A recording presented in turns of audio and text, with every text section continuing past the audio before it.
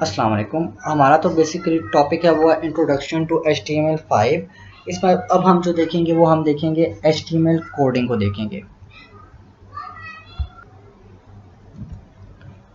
HTML coding basically आपके पास क्या होता है, इस सेक्शन में हम पढ़ेंगे कि HTML कोडिंग को आप कैसे अपनी वेबसाइट बनाने के लिए आप डिफरेंट तरह के एलिमेंट्स को यूज़ करते हैं, किस तरह के टैग्स को यूज़ करते हैं। डिफरेंट तरह के हमारे पास इसमें चीज़ें हैं। बेसिकली ये तीन मेन कंपोनेंट्स में डिवाइड है। एक आपके पास आता है एलिमेंट्स, फिर टैग्स और फिर आपके पास क्या एट्रीब्यूट्स। इन तीन कंपोनेंट्स के ज़रिए से आप बेसिकली अपने HTML को अंडरस्टैंड कर सकते हो, कोडिंग को। सबसे पहले हम बात करते हैं HTML एलिमेंट्स एंड टैग्स की। आपके पास जो HTML कोई भी वेब पेज है वो आपके पास HTML एलिमेंट्स के ज़रिए से बनती है। और HTML एलिमेंट्स कैसे हम आइडेंटिफाई करते हैं, कैसे उनको पहचानते हैं, उनको HTML टैग्स के ज़रिए से पहचानते हैं। जैसे आपके पास कोई भी अगर हम बात करते हैं टैग की, तो टैग की कैसे पहचाना जाता है, उसमें आपके पास दो साइन इन्वॉल्व होते हैं, ग्रेटर देन और लेस देन का। फॉर एग्जाम्पल अगर आपने किसी भी चीज़ को बोल्ड करना है, डार्क करना है, प्रोमिनेंट करना है, तो उसके लिए हम जो यूज़ करते हैं वो आपके पास एलिमेंट इसमें बी का ही आता है। तो बेसिकली बी का टैग हम यूज़ करते हैं। ठीक हो गया। तो आपके पास हम ग्रेटर देन और लेस देन के साइन के दरमियान में अपना एलिमेंट लिखते हैं। अब बी हम क्या करेंगे, जहां पे आपके पास टेक्स्ट स्टार्ट होना है, ठीक है, उससे पहले हम लिखेंगे तो उसे हम कहते हैं ओपनिंग टैग या ऑन टैग। ठीक हो गया। पहले हम बी का टैग लिखेंगे, क्या करेंगे, less than be greater than, उसके बाद हम क्या लिखेंगे, जो भी आपने जितने भी वर्ड्स या जितने भी लाइन जो भी आपने बोल्ड करना वो आप कंटेंट लिखोगे अपना या टेक्स्ट लिखोगे। उसके बाद आप स्लैश बी बेसिकली बताता है ये आपका क्लोजिंग टैग है। जिसके साथ भी स्लैश आ जाए वो बताएगा ये आपका क्या है, क्लोजिंग टैग है। इसे हम क्लोजिंग टैग भी बोलते हैं और ऑफ टैग भी कहते हैं। ऑफ टैग वैसे ही है जैसे आपके पास ऑन टैग है, लेकिन इसमें जो एक चीज़ आपके पास आ रही है वो आपके पास क्या फॉरवर्ड स्लैश है। फॉरवर्ड स्लैश के ज़रिए से आपको ये पहचाना जाता है कि ये आपके पास क्या है, क्लोजिंग टैग है या यहाँ पर आपके पास टैग ख़त्म हो रहा है। जैसे कि आपके पास ये एक एग्जांपल है कि आपने क्या लिखा, बी लिखा, ठीक है, पहले ओपनिंग टैग आ गया, फिर आपके पास HTML टैग कुछ भी हो सकता है, ठीक है, आप यहाँ पे कोई भी टेक्स्ट लिख सकते हो, यहाँ पे हमने HTML टैग लिख दिया और फिर ये आपके पास क्या आ गया, क्लोजिंग टैग आ गया। ठीक है। जब आप उसको व्यू करोगे किसी भी ब्राउज़र में, तो अब आप देख सकते हो ये आपके पास किस फॉर्म में आ रहा है, बोल्ड फॉर्म में आ रहा है, जबकि आपके पास बोल्ड फॉर्म में नहीं है। ठीक है। अब आपके पास कोई भी HTML एलिमेंट है, ठीक है, उस पर आपके स्टार्ट में ओपनिंग टैग आता है, एंड में आपके पास क्या है, क्लोजिंग टैग आता है और दरम्यान में कुछ भी आ सकता है। ठीक है, जो भी चीज़ आप उसमें परफॉर्म कराना चाह रहे हो, जिस चीज़ पे आप बेसिकली परफॉर्म कराना चाह रहे हो। कुछ आपके पास ऐसे एलिमेंट्स भी हैं जिनका कोई टैग नहीं है, ठीक है, और उनको हम बेसिकली क्या बोलते हैं, यहाँ पर उनको हम एम्प्टी एलिमेंट्स बोलते हैं। ठीक हो गया। कंटेनर एलिमेंट्स हमारे पास वो एलिमेंट्स होते हैं जिसमें आपके पास क्लोजिंग टैग भी होता है और ओपनिंग टैग भी होता है। जैसे बोल्ड है, ठीक हो गया, ये आपके पास कौन से कंटेन कर रहा है, ओपनिंग और क्लोजिंग भी। ये बेसिकली आपके पास ओपनिंग है और ये आपके पास क्या क्लोजिंग है। तो ऐसा टैग जिसमें ओपनिंग और क्लोजिंग टैग दोनों हो उसे हम क्या बोलेंगे, कंटेनर एलिमेंट्स। ठीक है। अच्छा, अब एम्प्टी एलिमेंट्स है जिसमें सिर्फ आपके पास ओपनिंग टैग होगा और क्लोजिंग टैग नहीं होगा। ठीक हो गया। फॉर एग्जांपल ब्रेक, ठीक हो गया, या हॉरिजॉन्टल रूल, ठीक हो गया, इन दोनों टैग का आपके पास क्लोजिंग टैग नहीं है। तो बेसिकली ये आपके पास क्या एम्प्टी एलिमेंट्स। कंटेनर केस में कौन से हैं, जिसमें आपके पास ओपनिंग भी होगा क्लोजिंग भी होगा। एम्प्टी एलिमेंट्स क्या हैं, जिसमें आपके पास सिर्फ ओपनिंग या ऑन टैग होगा, क्लोजिंग टैग नहीं होगा। ठीक है, जिसे हम ऑफ टैग भी कहते हैं।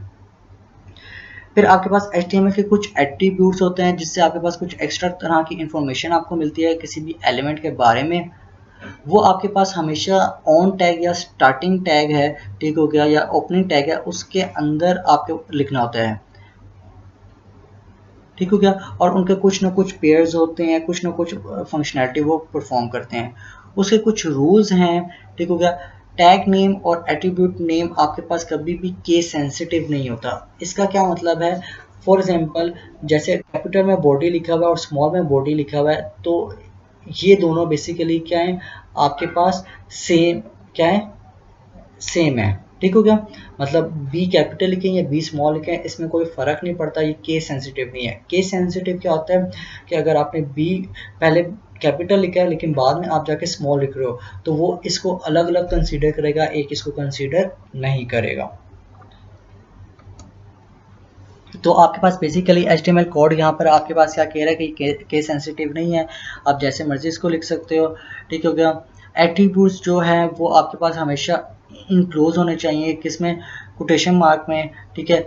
डबल जो कोटेशन है वो आपके पास ज़्यादातर यूज़ होती है, और सिंगल भी आपके पास अलाउ है, लेकिन ज़्यादातर जो यूज़ होती है वो किस में यूज़ होती है आपके पास, डबल कोटेशन मार्क में, ठीक है। इसके अलावा आपके पास एट्रीब्यूट्स जो हैं वो आपके पास केस सेंसिटिव हैं, ठीक हो गया। जो वर्ल्ड वाइड वेब कंसोर्टियम है, ठीक है, वो जो आपके पास स्टैंडर्ड या स्पेसिफिकेशन किसी भी डॉक्यूमेंट के रिकमेंड करते हैं, वो आपको कहते हैं कि हमेशा एट्रीब्यूट्स लोअर फॉर्म में लिखने चाहिए।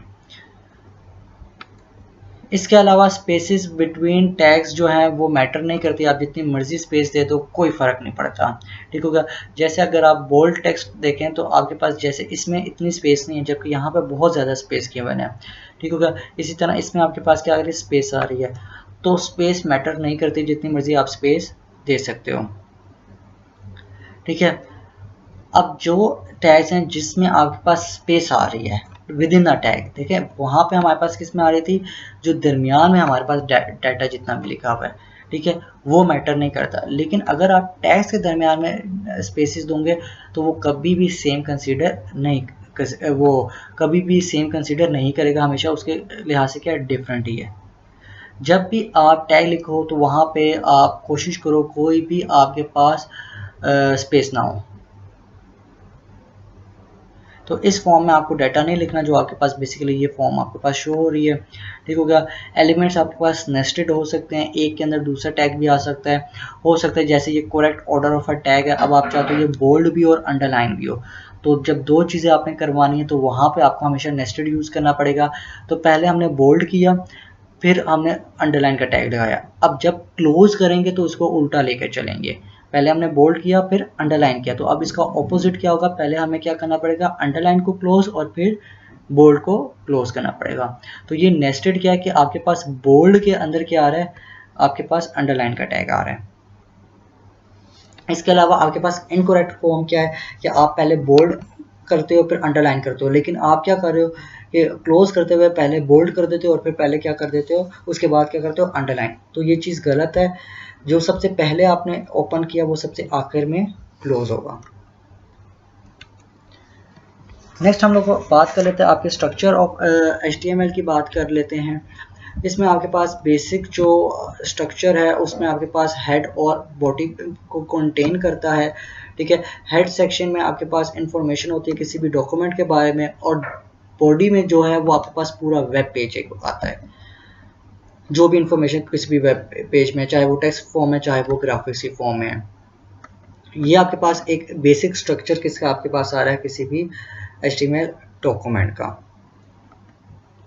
अब जो आपके पास डॉक्यूमेंट टाइप का एलिमेंट है, ये आपके पास किसी भी डॉक्यूमेंट का स्टार्ट पार्ट होता है, ये आपके पास आता है डॉक्यूमेंट की आपके पास बेसिकली टाइप क्या है, ये आपके पास एम्प्टी एक एलिमेंट है और इसका कोई भी क्लोजिंग टैग नहीं है।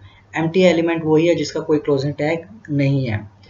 HTML एलिमेंट आपके पास क्या है, ये आप क्या करते हो कि लिखते हो डॉक टाइप के बाद आप लिखते हो, और हर डॉक्यूमेंट में ये लिखना ज़रूरी है, ठीक हो गया। और ये बताता है कि आपके पास डॉक्यूमेंट किस फॉर्म का है, HTML फाइल की फॉर्म का है, और ये कंटेनर एलिमेंट है, इट्स मीन इसका स्टार्टिंग टैग भी है और एंडिंग टैग भी है। फिर आपके पास वो जो HTML टैग है उसके दरम्यान में जो कुछ भी आप लिखेंगे वो आपके पास कंसीडर होगा। HTML में दो और चीज़ें आती हैं, एक आपके पास हेड है और एक आपके पास क्या है, बॉडी है। हेड बेसिकली आपके पास बताता है कि ये डॉक्यूमेंट किस टाइप का, उसकी आइडेंटिफिकेशन होती है, ज़्यादातर ये डिस्प्ले नहीं होता है,